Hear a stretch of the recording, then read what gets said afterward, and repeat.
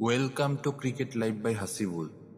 আজকের ভিডিওটি ক্রিকেট থেকে একটু আলাদা হলেও নামটা যেহেতু সাকিব, তাই এই নিউজটি না করলেই নয়।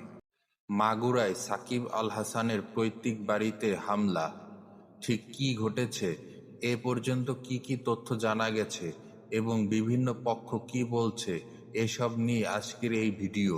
চলুন শুরু করা যাক।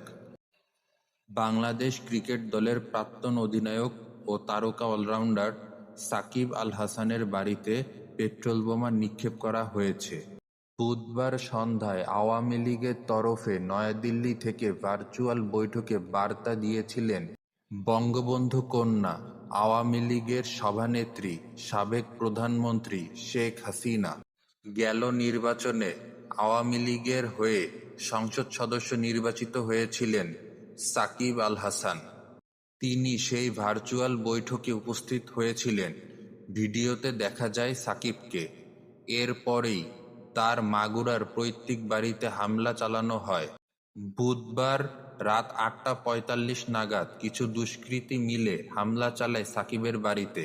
বাড়ি লক্ষ্য করে পেট্রোল বোমাও ছোড়া হয়। এমনকি দুষ্কৃতিকারীরা বাড়ির লোহার গেটে পেট্রোল ঢেলে আগুন ধরিয়ে দেয়।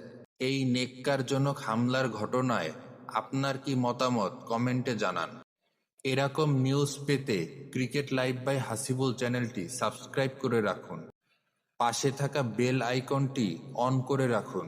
ধন্যবাদ।